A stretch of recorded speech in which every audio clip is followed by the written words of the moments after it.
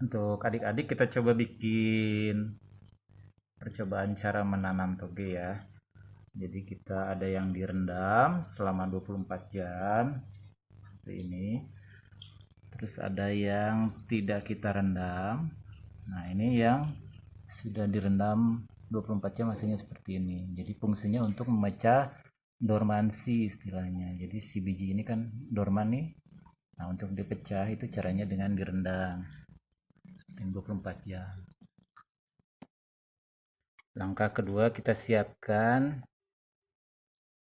plastik ya, cangkir plastik. Terus kita lubangin.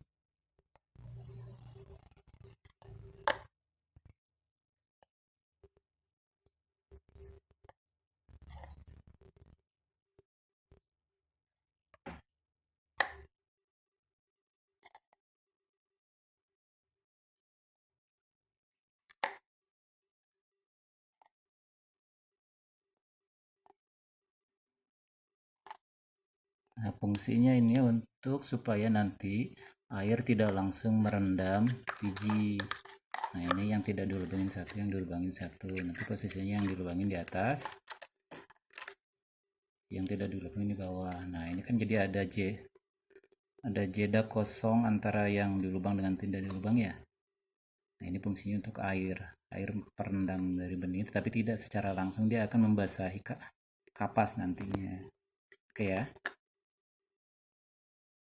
Oke, kemudian kita siapkan kapas, kita basahin dengan air. Nah, kita siapkan 8 perlakuan ya. Ini ada perlakuan yang direndam, perlakuan 1 direndam, nanti airnya kita kasih yang cukup, air cukup, terus nanti kita simpan di tempat gelap. Perlakuan kedua, bijinya kita rendam 24 jam, nanti kita beri air yang banyak lebih, terus simpan di tempat yang gelap.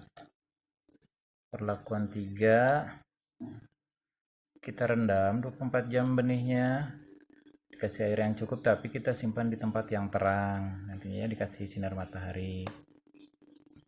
Perlakuan 4, kita rendam, airnya berlebih, simpan di tempat terang. Perlakuan 5, nah ini tidak direndam, ini benihnya tidak kita rendam, dikasih air cukup dan disimpan di tempat gelap. Ini perlakuan 5. Perlakuan 6, tidak direndam, airnya lebih, disimpan di tempat gelap. Perlakuan 7, tidak direndam, air cukup, simpannya di tempat terang. Dan perlakuan 8, tidak direndam benihnya, airnya lebih, simpan di tempat terang ya. Kemudian kita ambil kapas basah, simpan di cup plastik masing-masing ya. Oke.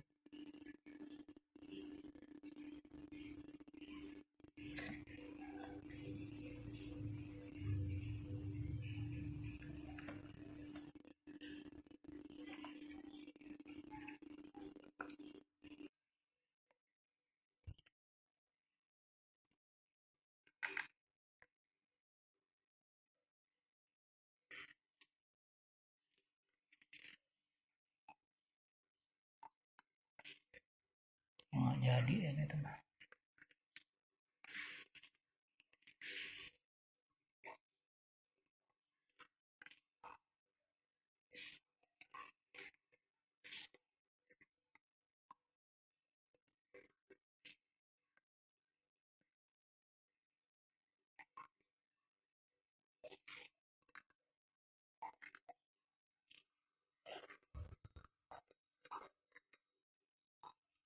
Oke, kita lanjut ke yang perlakuan benihnya sudah direndam dulu selama 24 jam. Kita simpan secukupnya juga.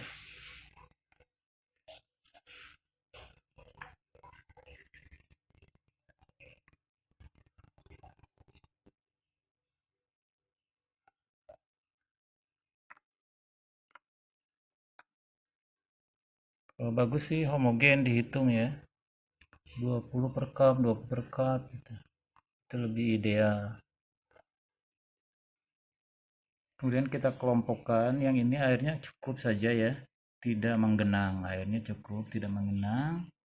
Ditambahkan sedikit saja karena di bawahnya tadi ada volume yang kosong ya, kita tambah sedikit. Nah, sampai tidak menggenang saja. Bisa dilihat ya. Tuh di bawahnya tuh ada air yang menggenang, air di bawah yang bisa membasahi kapas tapi tidak menggenang. Kalau yang ini kita genang nih, yang kelompok ini kita genang.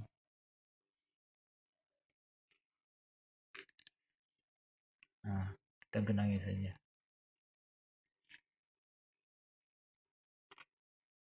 Nanti kita lihat apa yang terjadi kalau terjadi proses penggenangan.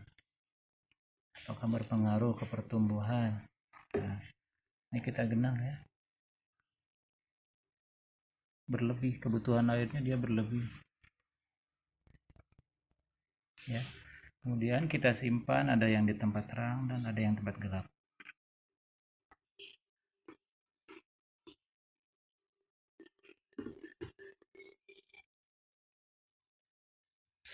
Tertutup ya. Misalkan tidak ada sinar matahari yang masuk sedikit. Kita simpan di bawah meja ya.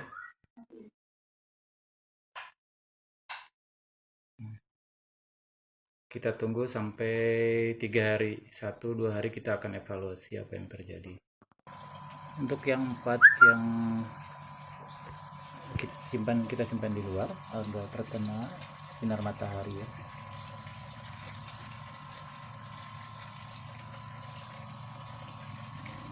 Inti dari pembuatan toge adalah proses etiolasi, yaitu pertumbuhan tumbuhan yang sangat cepat di tempat gelap namun kondisinya sangat lemah, tidak kokoh dan pucat atau menguning atau disebut dengan klorosis. Etiolasi dikendalikan oleh hormon pertumbuhan auksin yang diproduksi di ujung titik tumbuh. Auksin aktif di tempat gelap. Sebetulnya etiolasi ini memberi kecenderungan tumbuhan untuk mencari sumber cahaya. Faktor kedua setelah sinar matahari yaitu faktor air. Air merupakan pelarut hara, berperan dalam translokasi hara dan fotosintesis. Kebutuhan air harus sesuai dengan kebutuhan tanamannya masing-masing. Jika air berlebih justru akan menyebabkan pembusukan pada tanaman itu sendiri. Seperti dijelaskan di awal bahwa fungsi air juga bisa berfungsi sebagai pemecah dormansi. Dormansi adalah suatu keadaan berhentinya tumbuh, biasanya pada kondisi benih ya. Nah, itu dipecah dormansinya dengan cara proses inhibisi air.